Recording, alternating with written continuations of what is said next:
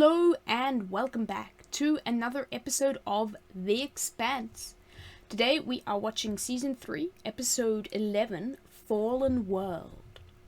Sounds like it might be about the protomocule ruins place thing that Holden has found himself in. Which would be great, because I'd love to learn more about what the heck that flashback he had was all about. Because he kind of connected with the protomocule and then saw a whole lot of something. Which I'm still not entirely sure what that's all about, but I think that's the intent. There's been people hinting towards things in the comments, but I don't really have that much to theorize on, so I'm just going to watch the episode and then maybe have more things to theorize on after that. So we have Melba, or Clarissa, I think her actual name is, getting into a fight with Tilly, her old friend slash acquaintance from when she was doing Mao stuff. And they kind of... Tilly might not survive the episode, but you never know. Yeah, there's lots happening, and Naomi is trying to get back to the Rosie, but she got stopped. Everything got stopped by the protomocule when the Martians started shooting Holden. Anyway, my thoughts are all scattered and all over the place, so I don't have very much to say before getting into this. But yeah, let's get into it and see what happens in this episode, shall we? Let's go. What was he doing? How the hell would I know? Holden? He killed the LT. He didn't. That was the protomocule. Shit. His boss, just do it and do not hit anything. That's an order. Fire in the hole. Yeah, okay, so they can't go quickly. Speed limit's changed. Yep. Watch your thrust to stay under 28 meters per second. Oh yeah, but Naomi would have been going pretty quickly to be stopped then, eh? So she might have experienced significant G-force, but she seems alright. Okay, can't break free. She might have to go for a spacewalk. Ooh. What's going on here? Is that fire? Is that what fire looks like in zero gravity? That was cool. And then when she opens the door, there's no more oxygen, so it goes out. What are you gonna do with that? Okay. Is he good? He doesn't look good. Is he dead? Okay, he might have died a little bit there. All right, stabilized. Okay. That makes one of us. Third of the crew dead, another third injured. Whatever that field around them is, they can't maneuver in it. Yeah, that sudden reshipping the space. stop would have done some How damage. did you know the speed limit changed? That kind of deceleration without any notice. Yeah, a lot of people just died. That's not a defensive measure. Oh, she's not looking to be in a good state. Cry, let me know you're alive. Still in one piece, me somehow. Yeah, now we're going to be forced to have a conversation, right? The locking pins are bent up and jammed. I can jump the engine. Convenient boxes located right by where they're No, we trapped. can't roll. You and I definitely have a problem to work out. And now they have no choice but to work it out. Nothing like being trapped and in pain to make you vulnerable. Yeah, I didn't even think about how the sudden deceleration would mess everyone up. Oh, is she... I'm assuming she's not alive. Yeah, no, she does not look alive. Okay. Well, I thought the thing might have saved her life, but nope. Gives Melba a convenient alibi, though. Or excuse. Oh, the camera's making me a little, feel a little nauseous, but I love it because it's really showing the lack of gravity. Ooh. That's horrifying. Oh, man, the lack of gravity just makes this so much more haunting. I can do more here. Just do what you are told. Ease their pain. What are you... Without gravity, wounds can't drain. blood pools and clots, tissue swells, any internal bleeding is a death sentence. Ooh. This is only gonna get worse. Oh, yeah, because the lack of gravity to drain the blood means any internal bleeding will just stay inside. That's terrifying, actually. I can't see it from here. Okay, I'll guide you, but it's moving. They have so to we've got work to be quick. together. I love this.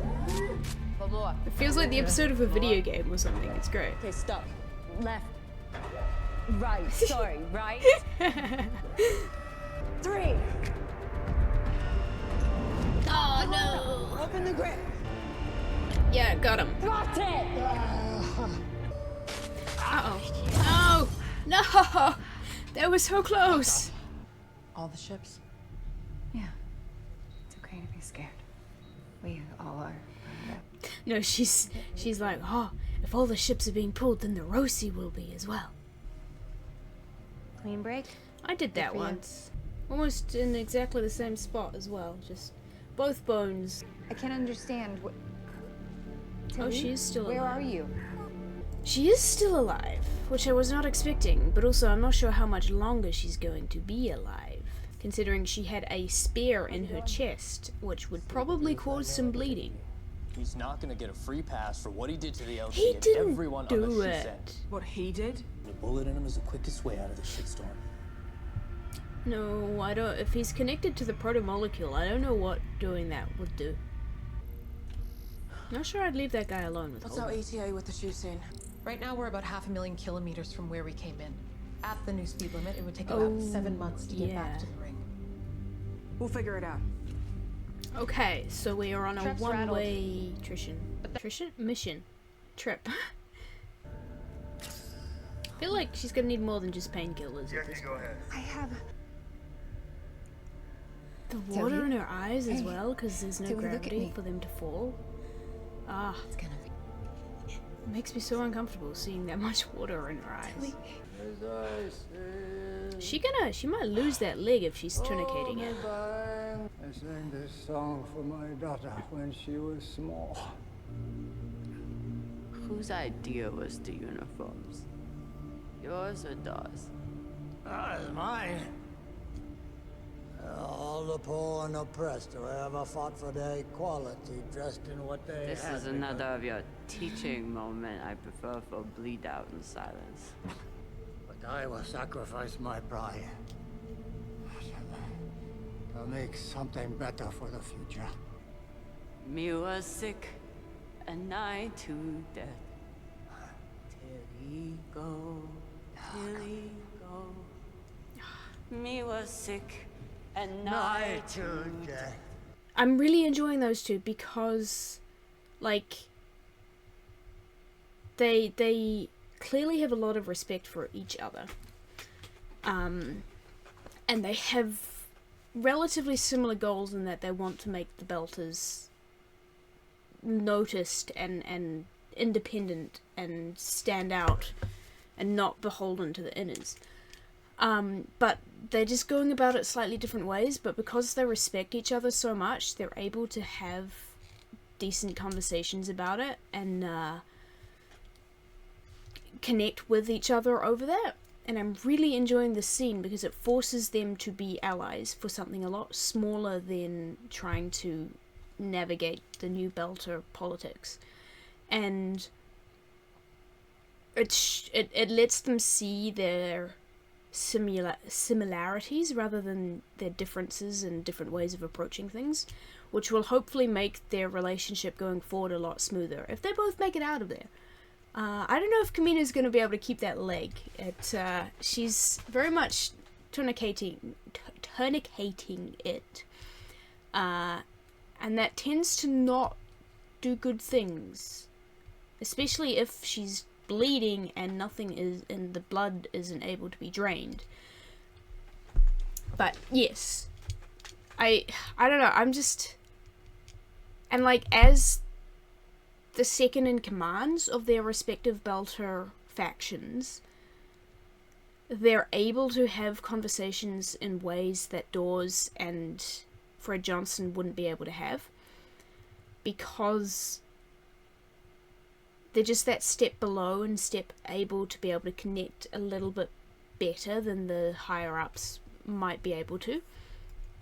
And I'm just really enjoying their relationship and their struggle to navigate the respect and genuine liking, I think, that they have for each other, as well as their slightly different goals and different ways, or not necessarily different goals, but different ways of reaching the same goal. I don't know, I'm really enjoying those two a lot. And I love this kind of setup where you have two characters who are trapped together and have to talk it out or work together to get out. It's a great setup, and I'm enjoying it a lot. Uh-oh. Don't like her being in here all alone. You'd think they'd have left someone in the bridge. You cannot escape what you've done. There is nowhere for you to go. The only thing that you can do is beg for mercy. Was she going to get revenge? Once again, I'm wondering how Anna managed to become a pastor when I have not seen her do any Christ-like behavior, really, beyond being nice to people. Anyway, Naomi's back on board. Oh yeah, are these guys okay? We haven't seen them. Sick bay. Please respond. Yeah, we have not seen Amos and Alex yet, and I'm suddenly really terrified for them. That's not good. Alex? Alex? Come on. Okay, he's alive. Wake up now. It's me. Ooh, he's got a fork in his arm. Where's Holden? Where's Amos? Miller? Naomi, can we maybe focus on getting these boys to the med bay and then we can worry about Holden later. Where is Amos? Amos! Oh boy. You have to be alright. Please just say something. No. Oh, thank goodness. Okay.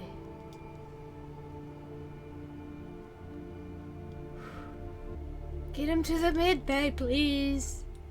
Uh-oh. Uh-oh. Our situation here gonna be multiplied 100-fold through the ship. Cannot afford to lose us both. Camina, what are you doing?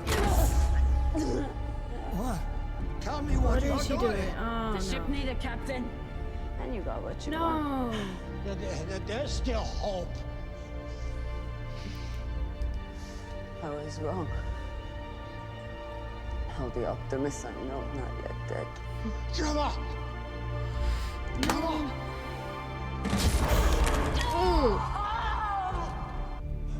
Ooh. Okay. Well, she's still alive. Maybe. Maybe? This is Ashford. We need med techs. I can't tell who the fuck. Hurry!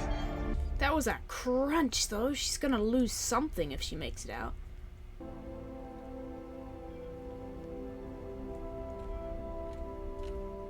How are you feeling? Are you back?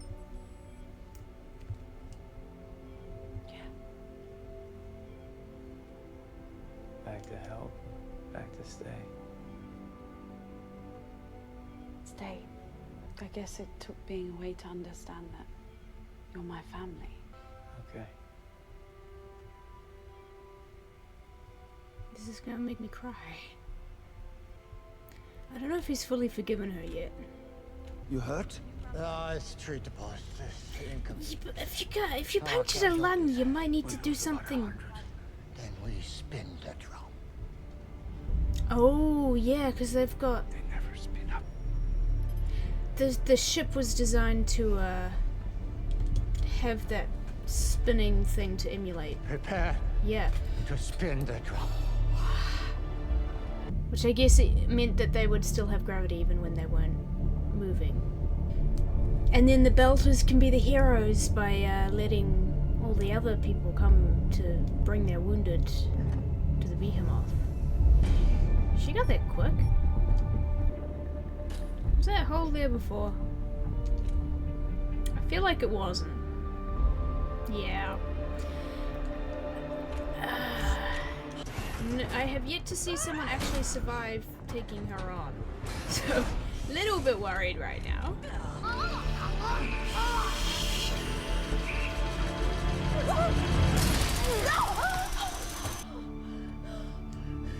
Are you alright? Oh, Anna. Okay. Goodness. All the various blood splatter points all over the ship. It's gonna take some scrubbing. Ooh. And triage the wounded. You gotta go there too, my guy. You've gotta. Give me a wide beam. Yeah, he's gonna offer. Talk to all the ships Yeah. in this place. Bring your wounded here so that they may heal. You will be welcome. You're not looking too good, my guy. This place keeps getting more and more fucked up. They've got the right This idea. dude's starting to annoy me. He's not looking too good. Holden, are you okay?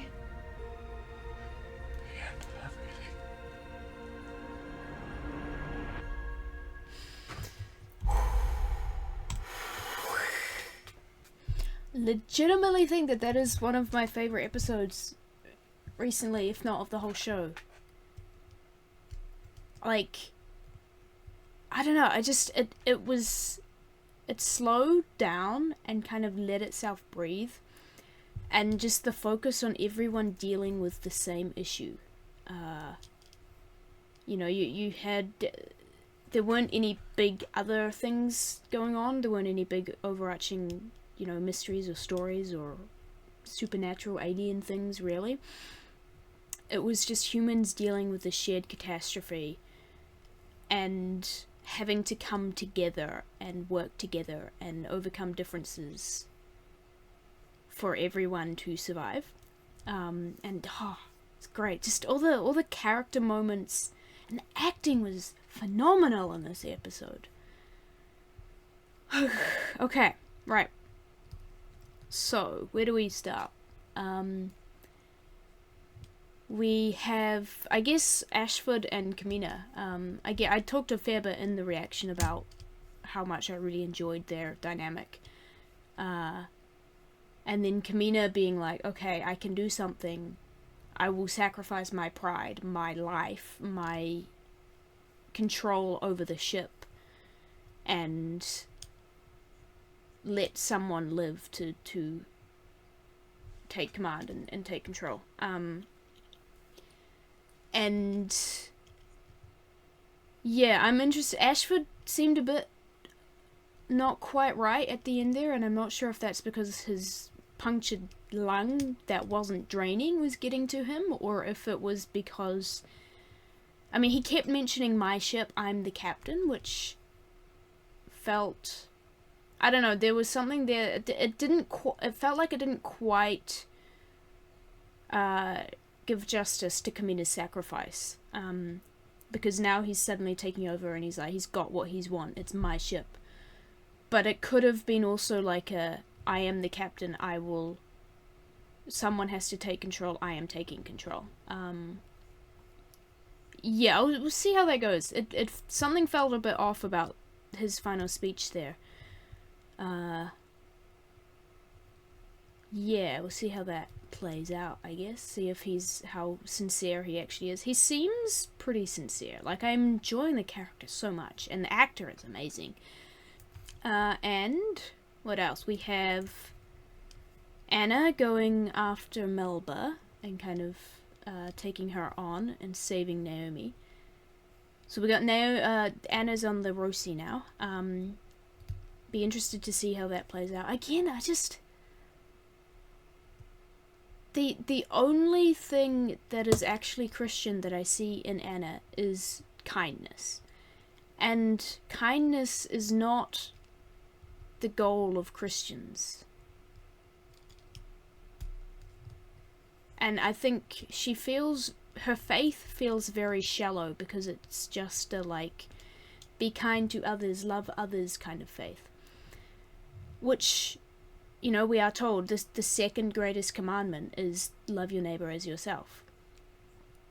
We must love those around us and be... I hesitant to say be kind, because be kind is very subjective, and sometimes to be loving you have to do something that the other person doesn't see as kind. But loving, certainly. And I think Anna does do that, but she does it in a very shallow way, in a way that is... I don't know. It feels like that love your neighbor as yourself is like the big thing that all Christians should do, whereas the greatest commandment is love the Lord your God with all your heart, soul, and mind. Right, it's like that God should be the priority, and I'm not seeing that in Anna's character. And if God is the priority, then from that will flow loving your neighbor and etc. It seems that Anna is doing it backwards, and then is just kind of slapping on I'm a Christian, wahoo, label. But I should stop complaining or going on about that. She is, I don't know. She's. I think that she's a Christian representation that isn't a cult leader or completely immoral, and using scriptures for evil. But I would like to see some actual Christian behavior from her if she's claiming to be a Christian. Anyway, enough down that tangent. She went after Melba, so Melba is on the Rosie, and so is Anna, so I guess maybe we'll have some interrogations afterwards. I don't think she killed Melba. I hope she didn't. So yeah, we'll see where that leads us. And then we didn't see what was on the Martian ship, but I guess we haven't really seen that much of the Martian ship itself. We just kind of saw a bit of Bobby. I'm not a huge... Her crew annoys me, but it's a very Martian attitude from what I'm picking up, is that the Martians tend to be the most patriotic and thus the most xenophobic. They tend to be the ones who are very, very against the other factions, the most viciously and vocally. So her crew's annoying me a little bit, but I guess it's an in-character annoyance. And then, the way I felt my heart just drop when Naomi got onto the Rosie, because we hadn't seen anything of what was happening on the Rosie. And then she got on board and it was all completely silent, and I was just like, uh-oh. Because there'd been so much else going on that I hadn't even really thought about Amos and Alex. And then having Naomi come into the ship and just being dead silent was absolutely terrifying. And then I was starting to get a bit choked up when Amos woke up in the med bay, because I mean, I love Amos a lot. He's probably my favorite character. And he has become the emotional core of the show, I think. Like, Alex, to an extent, fills that role as well. I think both of them tend to be more of an emotional core in the midst of all this science fiction-y stuff. So having them both be in, such a vulnerable state, and having Amos kind of wake up and see Naomi was like, whew. And then he turned away, and I think he still doesn't quite forgive her. And yeah, I don't know, that scene almost made me tear up because I love those the characters a lot, and the acting was so good. Just, you could see, like, he's relieved to see her again, but he still hasn't quite forgiven her, and Naomi is really worried about her friends, but she still feels like she has betrayed them in a way, and going to the Belters didn't help that very much. Amos tends to hold a grudge. Yeah, that was a great scene, and I like that the show took the time to let this episode breathe and not rush whatever was going on with Holden and the protomocule, because just giving us like a more character focused, emotionally driven episode rather than the plot driven figuring out what's going on kind of episode. That being said, there's only 2 episodes left in the season, and I have no idea what is going on with whatever Holden saw. He seemed pretty shaken up by it, so yeah, I'm excited to learn about that in the next 2 episodes. Oh man, that was a good episode. Yeah, okay. And now we have the Behemoth's drum is spinning, which means they've got a little bit of gravity. And they're getting all of the wounded, which Mars was sending their wounded over. I'm assuming the UNN is also sending their wounded over. But that puts the Belter in quite a powerful position, which I'm sure they're not going to overlook. But can we please give Ashford some medical attention, because he punctured a lung. At least put him in the gravity bit of the ship. Anyway. Right, okay, that will do it from me. Thank you for watching. I'm looking forward to the next episode, next 2 episodes. We nearly finished the season. But thank you for watching. You guys head off now. Grab a drink, get a snack, take a nap, go for a walk, go and do something that isn't on YouTube, and I will see you all in the next video. Goodbye.